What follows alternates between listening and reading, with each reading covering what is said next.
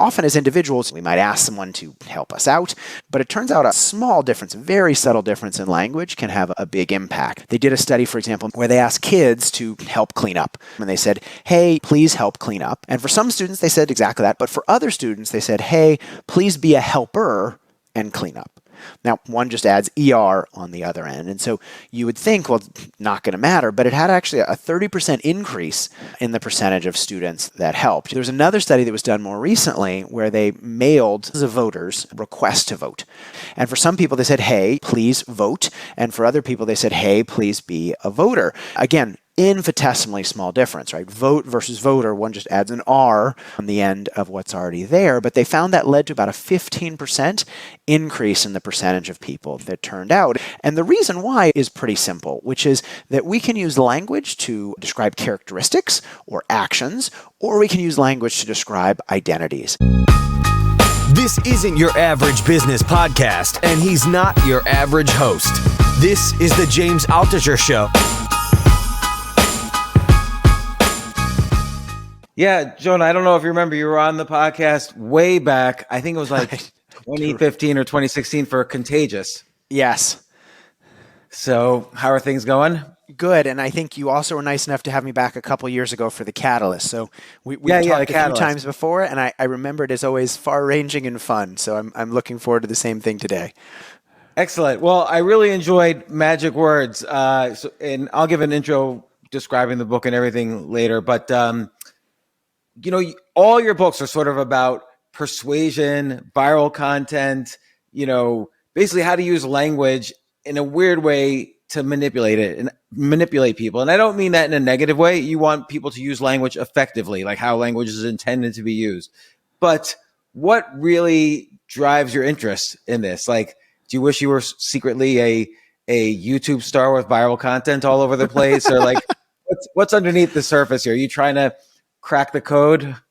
Yeah, I mean, so what I find interesting to me is that a lot of this is really math, right? And not math exactly, but like think about reading a book.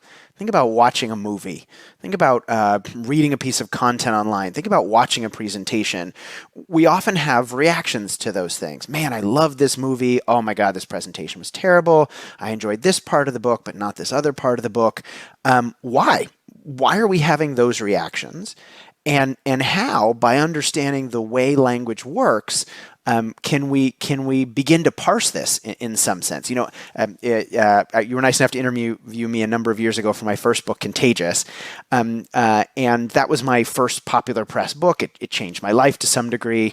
I was only an academic and got an opportunity because of that book to work with all sorts of companies and organizations, but it kept making me wonder, what about some of these popular press books? Like, why do they do better?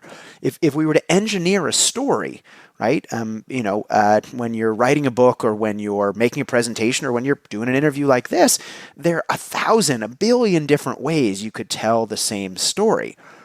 Do some ways of telling that story make it better or worse? And why? If you look at comedians, they often talk about, or you look at them, they often hone jokes. They don't just sort of, do a joke once and do it the same way. They do it different ways while they're getting ready for, initially doing a tour or whatever it might be to see how it hits differently. And I've always wondered, could we, by parsing language, could we begin to understand some of this? Could we put some math and some structure and some logic to why certain content is more impactful than others? Well, and I'm going to skip around the book. Like you just brought up how these books opened up this gateway to you. You mentioned that your first book opened the doorway for you to start working with organizations, for instance, to help them make their own content more viral or figure out how people were reacting to their content. And, about 2/3 of the way through the book, you described this one scenario where you found that when companies use the word you instead of kind of an abstract third person, they got more response. For instance, here's 5 ways to lose weight might not work as well as here's how you can lose. Here's 5 ways how you can lose weight. Yeah. Now, I was curious about that. So first off, there's you just with all of this stuff, you describe various experiments. So what do the experiments say about you versus the passive? And then I have a follow-up question to that, because you also suggest always have follow-up questions. So stepping back for a second, I agree with almost everything you said, except one small piece, which is this isn't just selling people on stuff they don't need or convincing people to do things they don't want to do. If a nonprofit uses these tools to get more attention for a cause about saving the environment or doing something good for the world, if using language helps us achieve our goals, it's not that these tools or approaches are either good or bad. They're just tools or approaches, right? It's how we I use them. 100% agree. I didn't bring it up that aspect because I understand that if you have a message you want to get across, there's no sense in using language that doesn't get that message across effectively. Yeah. And Alain de Botton has this video. Why nice guys need to use Machiavellian techniques, because the evil guys are already using the most manipulative techniques possible. So more important than ever for the nice guys to get their message out, but you still have to use effective techniques in influence Yeah. and persuasion and so on. Yeah. So let's talk about you in the company world, and we can also talk about it in sort of the more personal world. So, first of all, I did a big analysis. Somebody else did some analysis of social media pages, and I did a big analysis of help pages. So the page you go to, for example, when you have a problem with your computer or one of your electronic devices for a big consumer electronics company. And what we found is on social media, when you use your content gets more engagement. So rather than saying, this is a great book, saying this is a great book for you, you'll love this tip versus here's a great tip. The word you in some sense is like a little bit of a spotlight. It's a little bit like a stop sign. Even though, and sorry to interrupt, but even though, like when you say here's a great tip, the implied next two words are for you. Yes. Oh, even if implicitly, and I like what you said there, implicitly it is for you, but it doesn't explicitly have it out there. And by the way, you could say, well, on social media, doesn't it feel hokey to say you? And like any other approach, if it's used in a bad way, it won't be effective. But you can be a little bit like a stoplight or a stop sign, right? I'm scrolling on social. There's all these different things there. Well, something says you, well, it's speaking to me. I better pay a little bit more attention. My sort of ears pick up, and I'm more likely to pay attention to it. And so, in a variety of different contexts, there's a bunch of different data that suggests that you can kind of involve us in the message more, gain our attention, and make us want to look at something. And so that was neat. I said, okay, well, great. You is really useful. But then I did this analysis of customer service, basically help pages. So I have to do something with my computer or my phone's not working. I go to their website and they have a bunch of pages, and looked at the word you there. And if you is good, right, you should be helpful in both contexts. But that's actually not what I found. In fact, in that context, you was bad. If there was more words like you on help pages, people actually found the pages less helpful, which is kind of the opposite of the benefit of you on social. And so in thinking about why, there's some other nice research that shows that, well, you in some sense can be a little bit blameworthy. If it says, you need to reboot your computer, you should do this. It says, well, hold on, why is it my job to do this? It puts the onus or the agency on me to solve the problem. It might make me feel attacked, like you were suggesting I caused the problem, or somehow like I'm the one that needs to do the work to fix it rather than it being the device's fault. And so I wonder if I may offer my own. Yeah. Like, I wonder if maybe saying you in that context implies less leadership from the company, meaning, if let's say I'm going to Apple's help desk, my iPhone doesn't turn on for some reason, and it says, maybe the question in the FAQ is written like, your iPhone doesn't turn on, here's what you should do. That's somehow less authoritative than, here's what to do here's what to do when the iPhone doesn't turn on. Like, then it's very much like coming down from God on the 10 Commandments. Like, this is what to do. And so it's less personal and more authoritative. I think that's certainly a way to think about it. I think what you also kind of said is rather than it being, when your iPhone won't start, when the iPhone won't start, it sort of suggests that the fault is more the iPhone, right? Was your iPhone won't fall? It suggests, well, maybe somehow something you did, it's specific to you rather than to the device in general. If you had to say sort of who's the locus of fault, using you could put it more on you, the user, rather than the company or the device, which not surprisingly makes people go, well, what do you mean this device isn't working? It's not my fault. It's your fault. How dare you tell me that somehow it has to do with me? And so, you by itself is neither good nor bad. It has differing effects depending on the situation. And you can even see, so now moving sort of more to the personal life context, and you've probably seen this in your own life, but whether at work or in your personal lives, you has this sort of way of kind of feeling accusatory if it's not used carefully. So, in a work context, saying something like, did you file that thing we talked about? Did you take care of this? In a personal context, did you walk the dog? Did you get that thing I asked you to do? It can easily affect, well, why are you telling me what to do? Why are you going after me? Well, really all you're asking is, did the dog get a walk? And so you can feel very accusatory, even if we don't mean it that way. And so we need to be careful about when and how we use that word. I see. So kind of like a rule of thumb is, like the walk the dog example is interesting because there might be a set rule in a household. You need to walk the dog every day.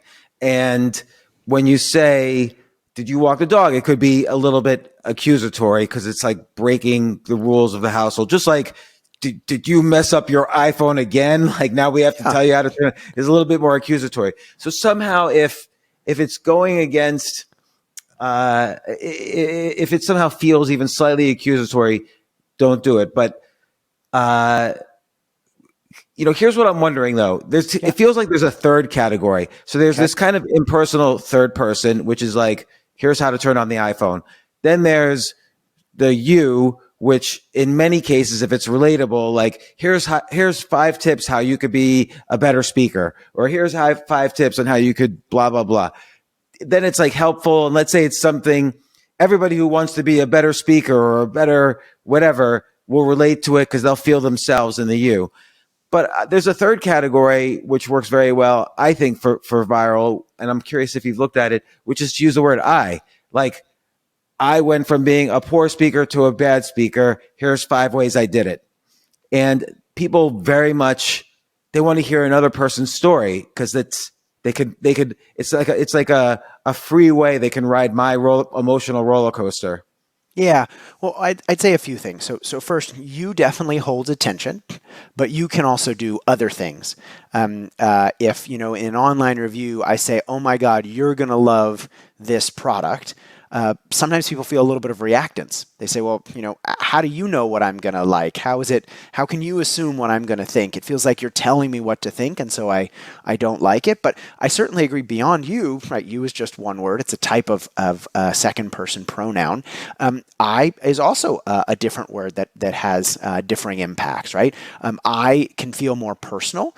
There's some nice research that shows in a customer service context, when service agents talk about, I will solve your problem rather than this is what we're going to do to solve your problem. People believe more that they're actually going to do something about the problem, right? Because they're taking ownership for what's going on. They're not just saying, we as this colossal company are going to say, but I'm going to do this for you. Makes people feel like that person actually has the agency to take care of it. And so by no means am I saying, the only word we should care about is you. This is just one small section of one small chapter of the book. But it's interesting to think about how these subtle shifts in language can have such a big impact. Yeah, like thinking about it in a couple of contexts. Like let's say you're on a date and you're very excited about the date. If the person you're on the date with keeps saying, "Oh, I like these people," or "I like this movie," that could feel a little narcissistic. If they say to me, "Oh, you would love these other people," or "They would love you," then it's like the person's including me in like her tribe. And so then it's inclusive. But I guess you would use I when you could use you, but there's a danger of being accusatory or insulting. And so I kind of takes the responsibility first and lets you decide if you're going to ride my roller coaster or not. Like Yeah, and even if I take went up to something. you, let's say I was your boss, and I went up to you in your cubicle and I said, Jonah, did you shit in your pants again today? You might be insulted. But if I say, listen, every once in a while, I shit in my pants during the day. Here's what I do to solve it. If you need this information, go help yourself. So I don't know where to begin my answer here, but I think what I would say is, similar to the language you were talking about on the date. First, we do actually find in conversation that conversations last longer when we don't just talk about ourselves, but people use words like you, right? It brings in the audience. But when making recommendations, you can be a little bit dangerous. It can evoke reactance. And so rather than saying, you'd love these people, something like these people are great, right? It indicates that, I have a certain attitude towards these people, but I'm not being prescriptive or telling you how to feel about it. I mean, a lot of these techniques, and yes, the you word is only one. There's a billion chapters in the book. We're going to get to them, but a lot of the techniques in the book are kind of related to in-group, out-group bias and how much you want to create an in-group with the people you're talking to, or how much you have to be careful about being out-group. So for instance, you mentioned comedy as an example, and that's related to one of the final chapters in the book about similarity. Like it's always good in conversation to point out similarities, and people relate to that. Like there's studies that show even if you and I had the same initials, we're kind of more inclined to be kind to each other than if we had different initials, which is a weird result. But if in comedy, you always want to, when you're doing crowd work, when the comedian's talking to the crowd, you're always trying to find similarities, because then if they're in the same tribe as you, they're more likely to laugh at your later jokes. And I think this works really well in negotiation and conversation, and you point this out as well. But this you versus not you is also a matter of deciding how much you want to include the reader in your tribe. When it's you, it's like kind of assuming you're in the same tribe. When it's more third person, that maybe is better to use when, hey, I'm in the tribe of the authority and you're in the tribe of people who might need help from authority. So, when you're trying to create distance, authority versus non-authority. Yeah, I mean, I certainly agree that some of the things relate to similarity and in-group, out-group, and I myself have done a bunch of research on those type of things. I wouldn't say, though, most of the book relates to that, right? So there's content, for example, on how asking people to be a helper rather than help makes them more likely to do what you ask them to do. Oh, that was fascinating, actually. Can you describe that one? Yeah, okay, sure. So one of the chapters is about agency and identity, the language of agency and identity. And so language not only sort of provides information, but it suggests who we're talking to or what identities they might hold. And often as individuals, we're trying to get someone else to do something. We might ask someone to help us out, help us do something. Or if we're a nonprofit, we might ask for something as well. We might say, hey, can you turn out to vote? Please help us and go vote.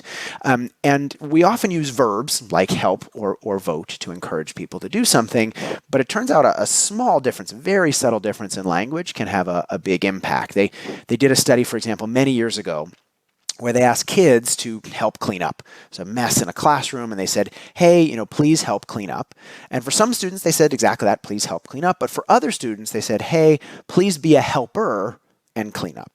Now, help and helper are almost identical, right? One just adds ER on the other end. And so you would think, well, it's not going to matter, but it had actually a 30% increase in the percentage of students that helped. And you could say, well, maybe that's just, kids and classrooms. How does this really matter? Well, there's another study that was done more recently where they mailed thousands of voters requests to vote. So sort of a get out the vote type initiative. And for some people, they said, hey, please vote. And for other people, they said, hey, please be a voter. Again, infinitesimally small difference, right? Vote versus voter, one just adds an R on the end of what's already there, but they found that led to about a 15% increase in the percentage of people that turned out. And the reason why is pretty simple, which is that we can use language to describe characteristics or actions, or we can use language to describe identities. So I could tell you that I have a friend who runs, for example, or I could tell you I have a friend who is a runner. If you had to guess, if I said they run versus they are a runner, in which case do you think they run more? If I said Probably they run, right. or I Probably the said they're a runner. runner.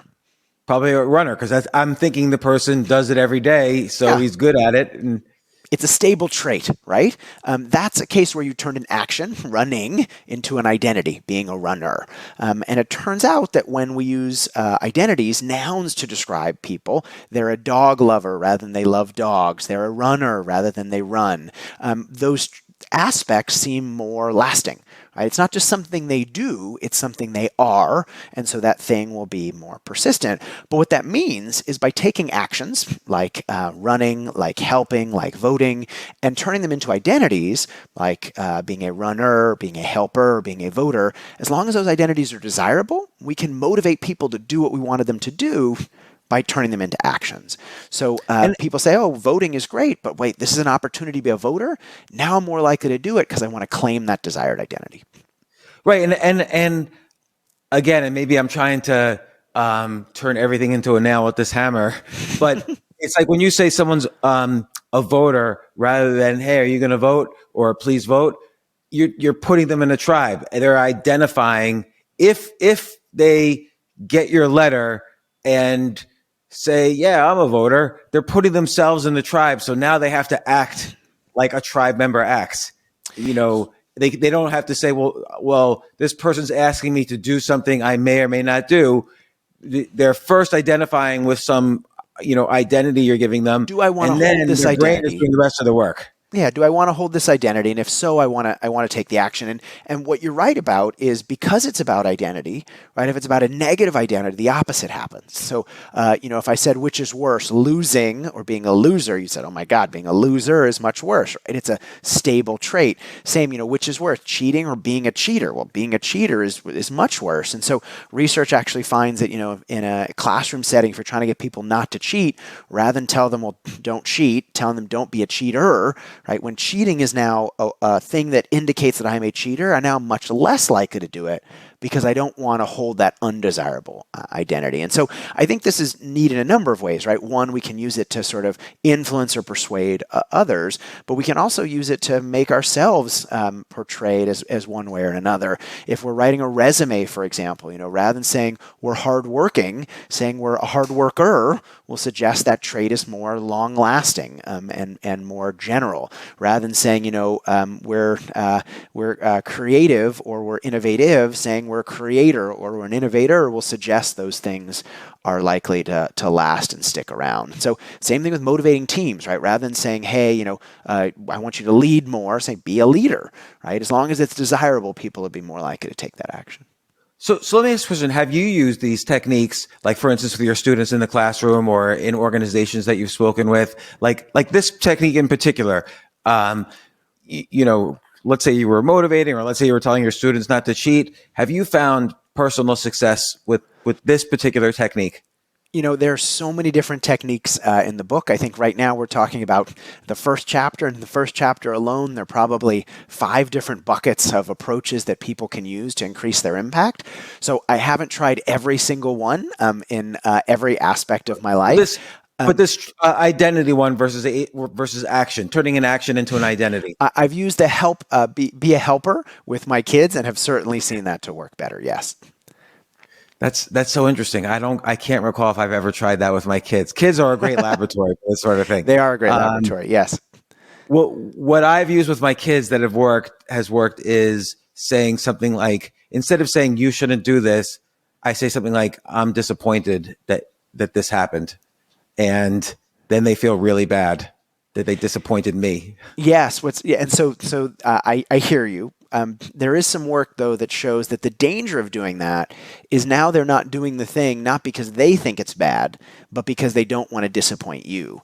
And so I think one of the great challenges of being a parent is, in some sense, you want to instill someone with a value system without telling them what to do. Right? You want to figure out a way to have them come to that conclusion on their own without being told to do it. Because if they're doing it because you told them, well, now when you're gone, if you say don't eat junk food because it'll be bad for you, and they say, okay, I'm not doing this because dad told me to. Well, now when dad's not around, I don't have to do it anymore. Whereas I decide that junk food's not so good. When if I come to that place on my own, then I'm much less likely to do it even when no one's around. So the challenge I find with being a parent as well is how you instill that value system without being too pushy.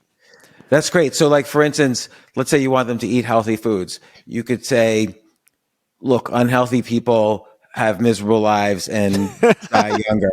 And if you eat this junk food, you'll be an unhealthy person, as opposed to saying, don't eat this food because it's unhealthy.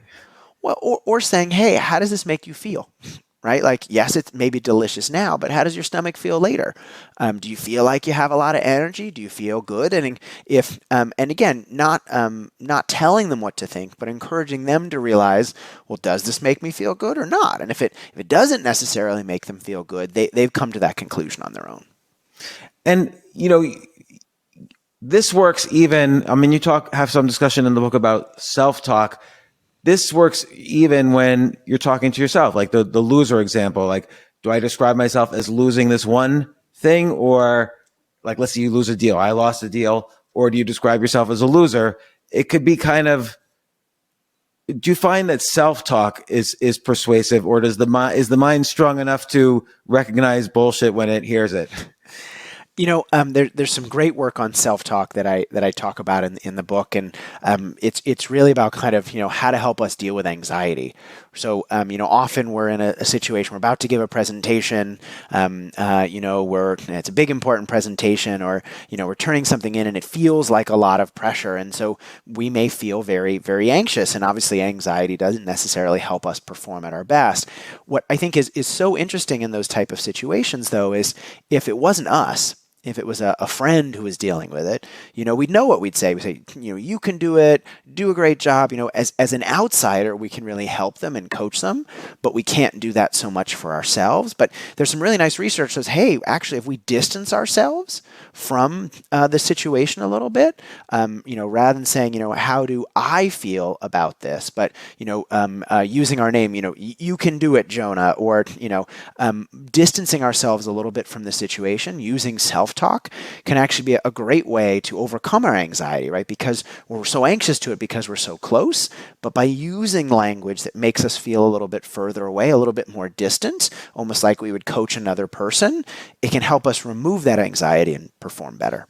So distancing, plus I think this concept of identity versus action would be great to use. Like, instead of saying, I'm a winner, I could say, come on, you're a winner, or James is a winner. And then you could distance further, like people like James are winners.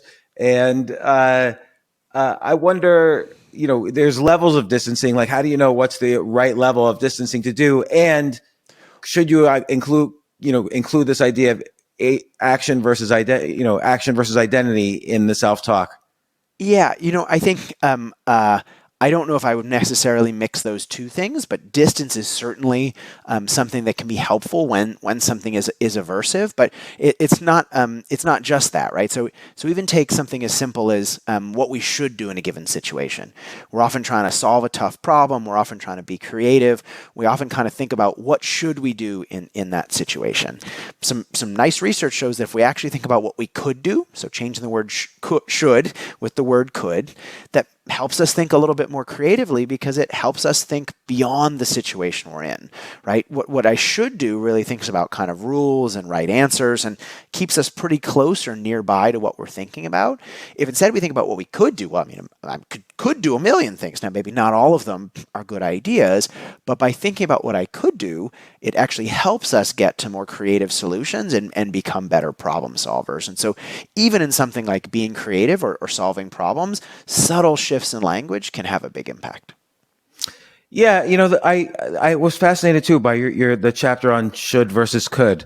Uh, and it seems very useful in business because I think of someone like Richard Branson, who he started hundreds of companies, and his very first company, of course, was like this little music magazine. So he could have, in his brain, he could have said to himself, I'm a music guy, I'm a magazine guy, that's my business, that's my field. But and so when presented with an opportunity, he could say, well, I shouldn't do that. I'm just a music guy. I'm not an airline guy.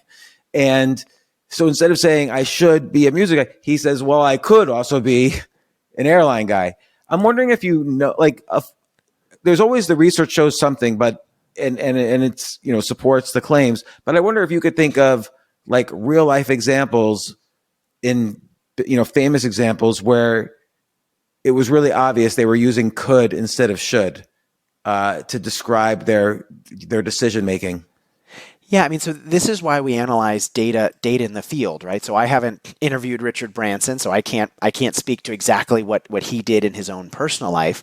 But in another study where we were interested in kind of the language that makes movies more successful, we analyzed thousands, tens of thousands of movies, or similarly for songs. We did some work showing that what language makes songs more successful, and so it's not just about one example. What I love about research is kind of any one example can be right or wrong, right? Richard Branson might do something or he might not do something, but just because he did it doesn't mean that thing led him to be successful, right? There may be 10,000 people who did that same thing and failed, but the nice thing about research is at looking across thousands of examples and doing rigorous statistical analysis, we can say, okay, did this thing lead to an impact? It doesn't mean that every single time, something is hugely successful every time you use this thing, but on average, it moves the needle in the right direction. And I think, that's what I find so fascinating about language. Sometimes we think, oh, so-and-so is so charismatic. Whenever they get up and they give a speech, everyone's just like, wow, their speech is amazing. Or, so-and-so is such a good writer. I wish I could be a good writer, but I'm not a good writer. And we treat it very much like it's something you're born with or you're not. But it's not fixed, right? If we understand how to use language, we can all be better speakers. We can all be more impactful writers if we understand the power of magic words. But like this should could thing, it seems very. It reminds me of the differences between deliberate practice in the so-called 10,000 hour rule. The idea that you have to practice the same thing over and over, get coaching. Did you do it right? Fix what you did wrong, and then do it again or repeat, and do that for 10,000 hours, and you'll be the best violinist in the world. Versus, so that should. Oh, I should move my arm this way. I should play the chord this way. But could probably is more like deliberate play. Like, well, some people do it this way, but I'm going to try this way, and I'm going to improv a little bit. It's like almost a difference between like a classical violinist versus a jazz pianist. So could has a little bit more improv to it, and should has a little bit more deliberate practice to it. Could certainly helps us think more broadly, right? It's not about, and by the way, that doesn't mean we implement what we could do, right? A lot of the things we could do would be terrible ideas. Just because we could do it doesn't mean it's a good idea. But I think by thinking about what we could do, we get beyond the narrow set of associations that we're thinking about at the moment. And by thinking about a diverse set of things, it can help us come up with a better solution. I've worked with a bunch of companies and organizations around things related to ideation or coming up with solutions. And often by thinking of an analogous situation, it's not the same situation we're in. By helping you think outside of that narrow situation, it can help us think more broadly. Sometimes a company will have me come in and they'll say, oh, we only want examples for you to talk about that relate to our industry. And I usually push back a little bit. I say, look, if you just want to know about things that people in the industry have already done, that's fine. But if you want to look how to sort of get ahead and move your industry forward, it would make sense to look beyond your industry, not because you have to do exactly what they did, but by seeing what they did, it can help us think about what's possible, which may then help us reframe what we're setting out to do in a way that leads us to a better solution.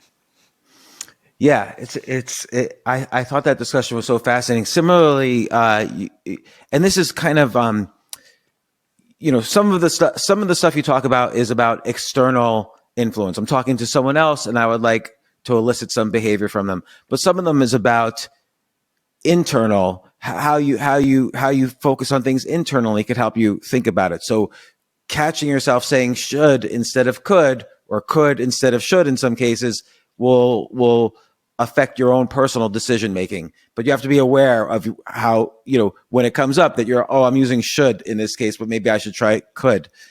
A similar one is when you're talking about saying no to people, the difference between can't and don't. Yeah. So if someone asks you to go to a dinner and it's late at night, you could say, I can't, my boss needs me in the office early in the morning, blah, blah, blah. Or you could say, oh, I don't stay up past 9 p.m. It's been a discipline of mine forever.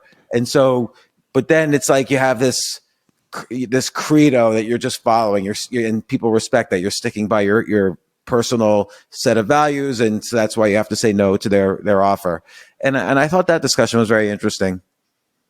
Yeah, so again, can't and don't are very, very similar, right? You could say, well, why does it matter whether we say one of those versus the other? But as you talked about a little bit, can't suggests the locus of control or the agency is external. I can't do something because something else is holding me back, right? I can't go out to dinner because my boss, I need to deliver something early tomorrow morning. Or, I can't, there's delicious cake. I can't eat this cake because I'm on a diet. It makes it seem like the locus of control is external. Something's preventing me from doing something. Whereas don't is a little bit more internal, right? It's not that I can't go out late, but I don't go out late, right? I'm the one that decided it. It's not that I can't eat chocolate cake, but that I don't eat chocolate cake. Nothing external. There's no external thing preventing me. It's a personal choice. And so whether I want to use can't or don't depends a little bit on the situation. There's some research on goals and achieving the goals that we want to achieve, whether it's getting in better shape, whether it's spending less time on social media, whatever it is. There are always temptations that are come across the way.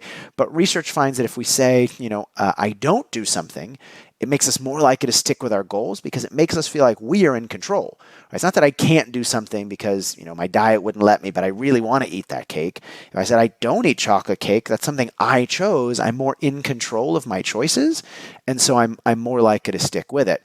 At the same time, though, if we're looking for an out, right? If we're looking, I don't want to go out to dinner late. I at work, I don't want to take on this extra project. There, it's a situation where we want to make it seem like it's external. It's not that I don't want to take on this project, but I can't take on this project because this other person asked me to do this, right? I can't do it because there's already a meeting scheduled at that time. I want to help, but this external thing is preventing me from doing it. And what I like about that sort of external kind of nobody is has two benefits. First, now people can't blame you as much. But second, if you would be happy to go to that meeting or do that thing as long as this external thing was resolved, now you've given that person who asked you for the request an opportunity to resolve that thing. If your boss says, hey, can you do X, Y, Z? And you say, oh, I can't. I already promised this person something. Well, they can come back and say, great, I talked to them and you don't need to do that anymore. Well, now you're happy to do the thing they asked you for. You just couldn't do both of the things at once. And so it gives somebody else a more clear signal about what you need to be able to do what they want. Why do you think it's more personally pleasing to say, I'm not the type of person who does X. I don't do X. Somehow there's something pleasing and authentic about saying I don't do whatever, so that you take responsibility. I'm not saying it's bad to say I can't, because sometimes you don't want, I can't go to your wedding because I have this other thing. Sometimes it's better to put the blame somewhere else, but it's also nice to say, I just don't go to weddings in Hawaii. I don't feel like taking the plane ride for 9 hours. So, why do you think that the closer you place the onus on yourself, sometimes that is pleasing? Well, let's be careful. Pleasing to whom? right? So it's certainly To me. pleasing to the self, right? If I say I don't do this, it makes you feel like you have principles, right? I don't go to weddings that are more than 8 hours away. I never eat after 8 p.m., right? It's pleasing to us because it makes us feel like we are a principled person. We have rules that guide our life and we live by this credo. I would be careful, though, of telling that friend, well, I don't go to weddings in Hawaii because I don't take flights that are longer than 9 hours. They'd say, well, why is it about how long the flight is? Isn't it how much our friendship is worth? And so I'd be a little bit careful at telling other people that we don't do things, but I agree it can make us feel good. I agree. And look, I've said I can't do X because of someone else a million times. Like, I'm more than happy to put the blame elsewhere as much as I can. But again, your book is such a great basket of tools. And again, a lot of it depends on context and situation, which tool you use and how you use it, and which you use can't versus don't, you use should versus could. You could use all of these things. It just depends on context and situation. And you describe that, the pros and cons of each word in the book. One technique, which I have found personally incredibly useful, which you describe in the book, is asking advice. This is like an unbelievably powerful technique. And so can you describe that one? Yeah. I think many of us, if not all of us, have this intuition that asking for advice is a bad idea. For a couple reasons, right? So whether we're dealing with a tough problem at work, whether we're having an issue in our personal lives, whatever it might be, we feel like asking for advice will be a burden on somebody else. Maybe they're busy. Who knows if they'll be able to help, or even worse, it'll make us look bad, right? Like if I'm at work and I ask somebody for advice about how to do something, it makes it seem like I don't know how to do that thing. And so we often just say, well, I'll skip it, right? I don't want to look bad. I don't want to look incompetent. I want to look, non-knowledgeable. And so I won't ask for advice. But a good bit of research actually finds that the opposite is true. So they did an experiment, for example, whether they had people interact with someone else who they thought was a partner. It was actually a research assistant on a task. And as part of that task, the other person in the interaction either asked someone for advice or did not. Right? So some people had a partner that asked them for advice, and some people had a partner who didn't. And what they found is when you thought your partner asked you for advice, well, you thought much more favorably of them. Not only did you think they were smarter and more competent, but you liked them more. And you might say, well, why is that, right? Why would asking for advice make us look smarter, not less smart? And part of the reason, very simply, is, well, people like thinking their advice is good, right? Most people think I give good advice. I'm a smart person. And so if somebody else is smart enough to ask me for advice, well, they must be a smart person because they know I'm a good person to ask. So by making the advice giver feel good about themselves and building on that feeling they have that they know what they're talking about, it actually can make us look good as a result. I think there's one thing I would add to that is that when you ask someone for advice, you're giving them status, like you're giving them a small injection of status. Yes. And everyone likes to that triggers all sorts of dopamine or serotonin or whatever it is. They like that feeling. It's a good feeling. Oh, yeah. and you're giving them that feeling by asking for advice. Like, you think I'm knowledgeable enough to be worth asking, right? It makes me feel like you think of me favorably, which makes me feel good. Yeah. And I'm just curious. Again, this is such a valuable technique. Have you used it for, let's say you're negotiating a consulting agreement? Have you, you could say to the company you're doing the agreement with, hey, I'm just a professor. You're the expert on hiring consultants. Can I ask your advice? If you were me, what would you charge? Yeah. I use a related approach that I talk a little bit about in this book and also a little bit in my last book, The Catalyst, which is rather than saying, I want this, saying, hey, which of these two things do you think is better? So you're not only asking them for advice, you're kind of asking them which one they think is a better fit. And often because you've asked them, they feel like they're in the driver's seat, right? They don't feel like you're forcing them to do something. You feel like they've been asked for their opinion. They think about which one they like better, and they end up being much more likely to go along. And so I think questions can be really powerful. There's a whole chapter on questions in the book, and I think often we think, well, questions are just about collecting information, but questions do a lot more than that, right? They shape what other people think about us, whether they like us or not. Asking certain types of questions, like follow-up questions, make us seem responsive, which make people like us more. Even the right questions can be used to deepen social connection. And so questions can be really powerful if we use them the right way. And by the way, you're right. Like, I've neglected that section up to now. That is like, that section on questions is going to be my Bible for social interaction now. Like, I needed that chapter more than anything else. Like, from anything from meeting people to how to ask questions to the ideas behind asking follow-up questions. That is such a valuable section. Another section, and I know we're pressed for time, so I'll ask about this. You talk about how definitive one should be. So, for instance, it's better, particularly for content, better to be definitive as opposed to hedging. And I agree, as a writer of many books myself, and many blog posts that have gone viral, for better or for worse, definitives go viral, hedges don't. And I've seen this over and over again, and I've given this advice. But describe a little bit what you mean and what you learned. What we're talking about here is the language of certainty or confidence, right? And one reason we think that certain people are more charismatic, or one reason that we listen to some people more, is they just seem so certain, right? I love seeing this with politicians or sort of gurus or startup founders. You hear them talk and you go, if you look at the content of what they're saying, you go, why are people following this person? What they're saying doesn't make any sense. But if you look at the way they're saying what they're saying, they often speak with a great deal of certainty.